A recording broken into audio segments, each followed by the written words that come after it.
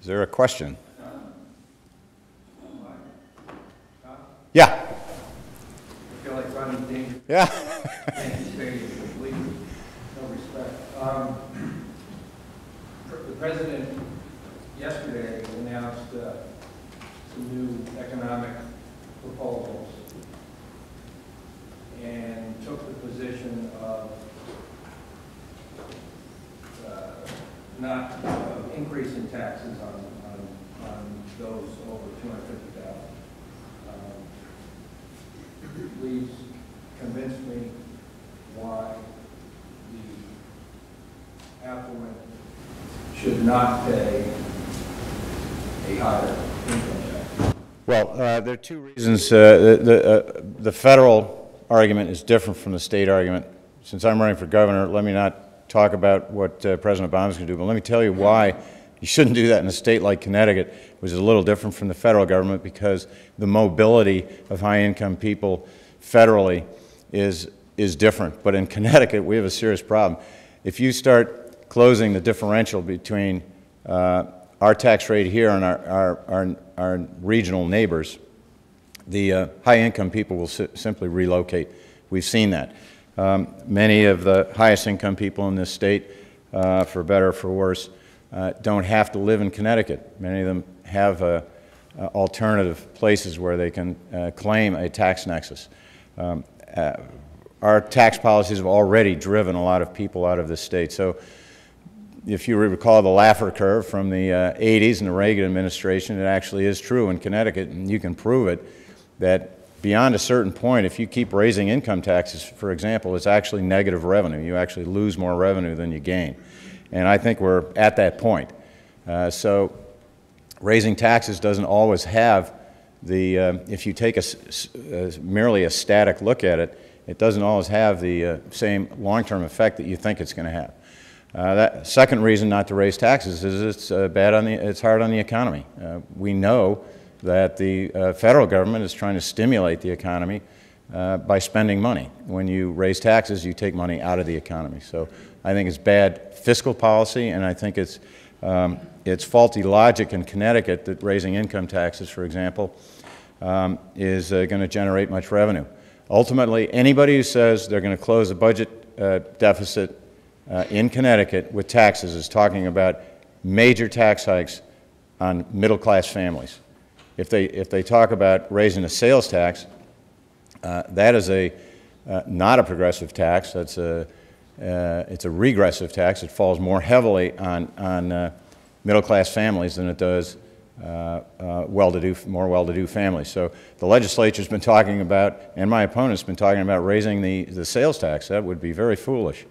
Any tax increase pulls money out of the pocketbooks of middle-class families, except a rise in the marginal tax rate over a certain income level. But I really don't. That's not going to generate nearly enough revenue to solve our deficit problem, and it might actually, over a period of years, be a negative revenue tax change. Another question. Yes? I like the way you think. Can you tell us why it would be that you would be more able to turn the Connecticut economy around than Mayor Malloy? Okay. Well, first of all, my business experience, I understand what it's going to take to get employers to stay here and to make them want to hire more people and to reach out to employers out of state and sell them on coming to Connecticut. Dan Malloy has no experience doing that. He's never met a payroll. He's never been in business. So he'd be a total newcomer to the economic side of this.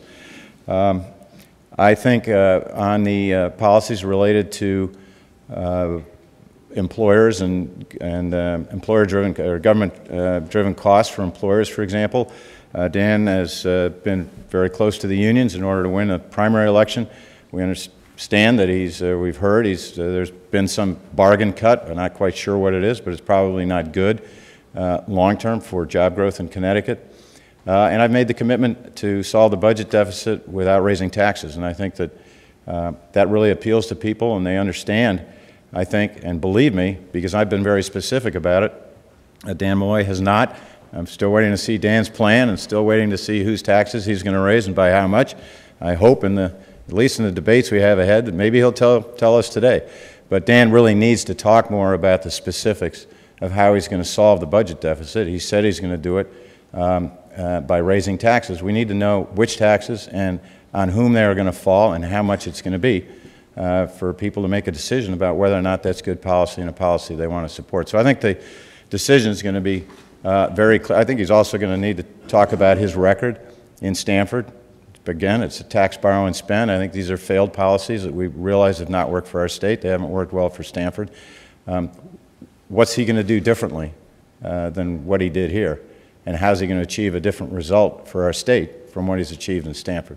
So I think the choices are going to be very clear.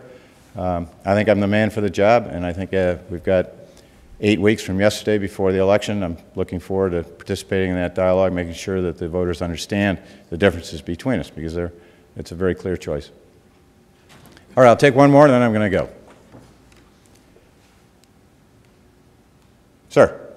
Could you comment a little bit on the pension deficit and how you plan to tackle that with the unions? It's one of the most significant costs of the state budget, and nobody's coming up with concrete plans on how that's going to change. Yeah.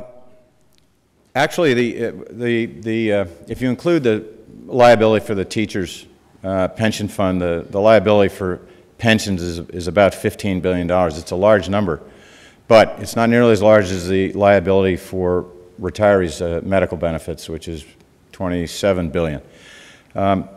The long-term liability for pensions can be adjusted by adjusting the pension benefits. One way to do that would be to switch over to a 401k plan, a defined contribution plan. But the cost can be reduced still with defined benefit plans if that's what the union prefers, but they need to be defined benefit plans that are not as costly to the state. But I think the real savings can probably be also found in the health care benefits, and we have one of the highest health care cost delivery systems in Connecticut, and we can get health care costs down in Connecticut. If you recall, the front end of the federal health care plan included ways of reducing health care costs, and initially that was going to pay for the additional people who were going to be covered. And they were talking about 10, maybe 15% savings nationally in health care costs. If we could implement many of those initiatives here in Connecticut and reduce the delivery of health care costs, I'm not talking about reducing benefits, I'm talking about actually the cost of delivering health care services, we could save over $1 billion in our state budget. We'd save money for employers and we'd save money for individuals who are co-paying for their insurance costs. So I think both in the pension area and in the health care benefits area we can save money, and certainly in the health care benefits area without reducing the health care coverage for our state workers and retirees. Thank you very much. Really enjoyed talking to you. Always a pleasure being here.